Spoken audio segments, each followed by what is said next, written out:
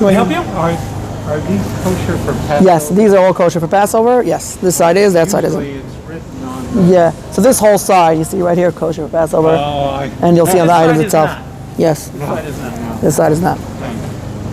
Hi everyone, and welcome to the first episode of our Pesach Prep series with the Jacksonville Kollel, where we learn about different parts of preparing Pesach. So the first stop for our Pesach preparation is Winn-Dixie in Mandarin on San Jose, which is your one-stop shop for all your kosher for Passover items. And as we will notice, the store is separated, where we have kosher for Passover items on my right and non-kosher for Passover items on my left, as they are marked very clearly over here. And the reason it's important that they are marked is because many companies today try to make imitations to chametz, non-kosher for Passover items, so they should be permissible to eat on Passover without compromising on the quality of the foods we're eating. So when you have cakes and cookies here on my left, which are chametz, they do contain flour, wheat. They are leavened and therefore are considered chametz, which cannot be consumed on Pesach. We have over here cereals, pancakes, many other items that are a kosher for Passover way of producing the same foods, and that way we could enjoy consuming those foods during Passover. So we're just going to discuss a little bit about how these foods are manufactured and just to recognize the differences between them. So the Torah prohibits us the consumption of chametz, which is anything that really, any flour or grain, anything that comes from the 5 grains: wheat, barley, spelt, oats, and rye. So anything that comes from those grains or flour from those grains can potentially be chametz, unless they are formed into matzah, which is the matzah we eat on Pesach is made out of wheat, but that is baked within 18 minutes from when the flour touches the water, so it does not allow the dough to rise. So when we're looking at the different kosher for Passover items, we'll just see how they are produced and notice that there are different customs from within different Jewish communities for consuming different items. So Pesach throughout the history has been taken very, very seriously, and many stringencies have been added throughout our history to just be careful and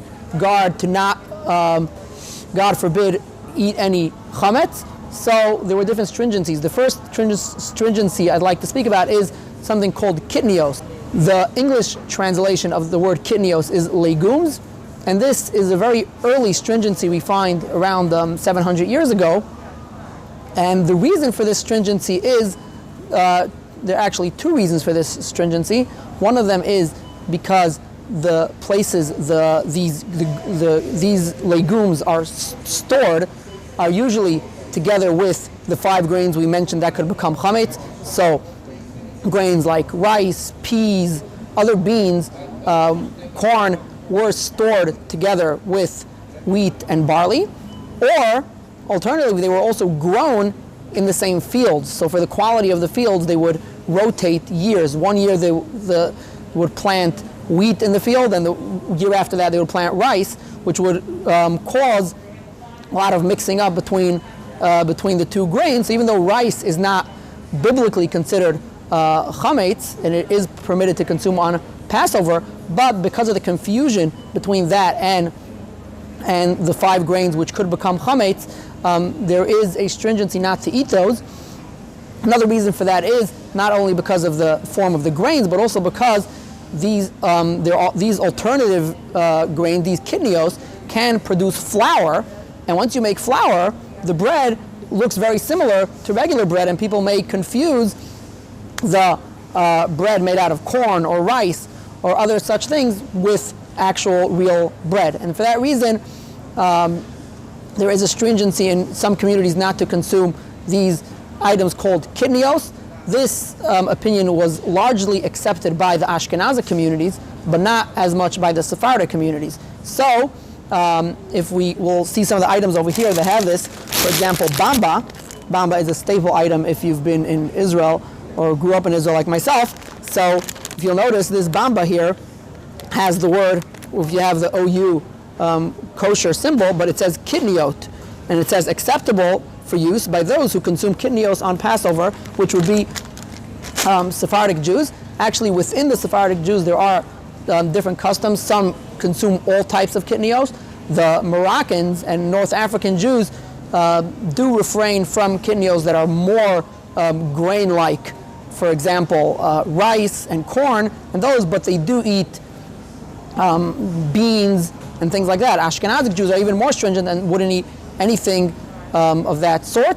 A fascinating example for that doesn't seem to be even close to a grain is mustard. Mustard seeds, because of the way they look, they used to historically be stored together with chametz grains, and therefore mustard is included in the prohibition of kitnios for Ashkenazic Jews, and therefore this mustard, which is kosher for Passover, you find in very small letters next to the word yellow mustard, it says imitation mustard.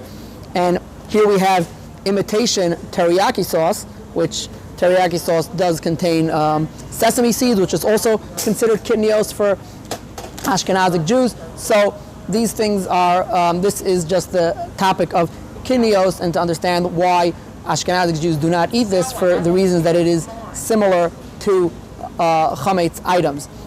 Another important place where this plays a role, the prohibition of kitnios, is Coca-Cola. So we consume Coca-Cola year-round, but if we look at the second ingredient in the Coca-Cola after water is high fructose corn syrup.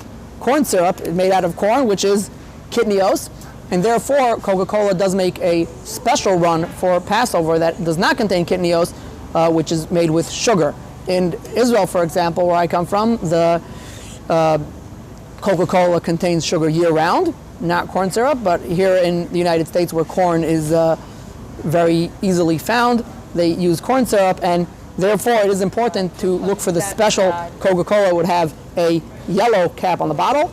At the time of making this video, it is not yet available in Winn-Dixie, but by the time this video is published, I'm sure it will be found on the shelves. Interesting debate between contemporary halachic authorities are new types of kitnios that came in recent years that were not around in the times of the original decree. So we said, as we said, the rabbis were concerned that certain grains are similar to wheat and therefore do not allow to consume those on Passover, but there are new grains that only were recently found or recently became widespread, and there is a debate amongst the halakhic authorities whether we say that since these are also grain-like foods, they are automatically included in the original gezeh, or the original decree not to consume kitnios, or do we say that only those items which were around in the times of the original decree, like corn and rice and those types of legumes, only those are in the decree, but things newly found items are not within that decree? A very good example for that is what I'm holding in my hand here, quinoa, where quinoa is not defined as a grain, but it is actually a vegetable. Its bracha would be ha'adama, not mezonos. But there is a debate amongst the halachic authorities whether or not to use this on Pesach, and therefore, if you look over here, there is a OUP on it, which means that it's kosher for Passover, certified by the OU. But there is another hechsher here, another kosher certification here, and here it says hashgacha lo Kollel Pesach. This does not include Passover, and that is because the halachic authorities that are behind this particular kashrus organization do not approve the consumption of quinoa on Pesach. They would consider that to be kitnios. So just in practice, if you consume OU products, you rely on the OU's halachic ruling, then quinoa would be fine to consume. So similar things we could find on other kosher for Passover certified items where we have different kosher symbols, but some are for Passover and some aren't. For example, this can of pickles over here, this jar of pickles has the OU kosher for Passover, but we have the badat hechsher from Jerusalem, Israel, which by their standards, this was not kosher for Passover. So obviously, each person should hold by whatever standards they take year round. But it's just an interesting point to notice how different communities have different stringencies. One last point about kidneys before we go on to the next topic is that even those who do consume kidneys, the Sephardic Jews who do consume kidneys on Passover, have to be extremely, extremely careful when consuming them to make sure that no wheat was actually mixed in them. So even though year-round people check rice or other grains before eating them, it is especially important on Pesach to do that for those eating rice on Pesach, to make sure that there's no wheat mixed in. Actually, a personal story with a friend who is the district rabbi in an area in Israel, and part of his job was certifying a factory that made different beans, and he was inspecting a kosher for Passover run of peas, of dried peas beans, which is permissible for those who consume kitnios on Pesach. And he was actually during the inspection, he was sifting through, and he did find kernels of wheat in the dried peas. So that is definitely something to be aware of if you are consuming kitnios on Pesach. Another way of producing cake and cookie-like items, besides for using kitnios, is something called gebrochts. Gebrochts is the Yiddish word for broken, and it basically means a broken matzah. So as we said, we can use on Pesach, we can use the 5 grains as long as they are produced into matzah. Once they are made into matzah, they can no longer become chametz, and therefore people would take matzah, grind it up, turn that into a flour-like texture, and then they could use that to make cakes, cookies, all kinds of other such things. Among some Ashkenazi communities, mainly those with more of a Hasidic background, they did accept a stringency upon themselves not to eat gebrochts, not to eat matzos that were absorbed in liquid, even though it was baked into matzah. But once it's made into flour again and then mixed with water, they do not consume such items. And the alternative for those who keep gebrochts, who do not eat gebrochts on Pesach, will be using potato starch as a base of a flour. And that's why I'd like to point this out, where we have 2 items here, 2 cake mixes. One is manufactured by Manischewitz, the other one is by Geffen.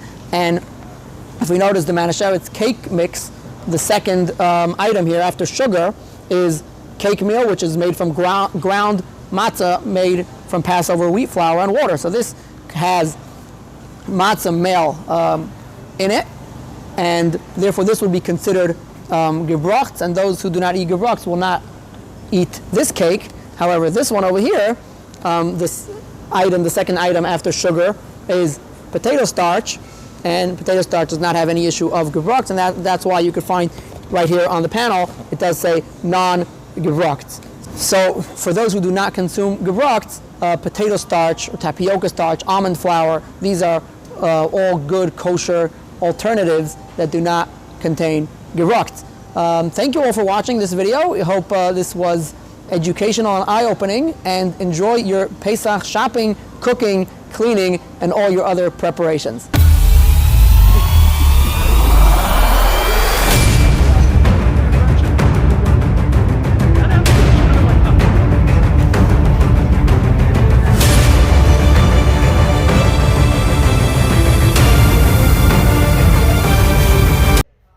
Another one? I think another one just putting it straight up. Straight up? Yeah. Yeah.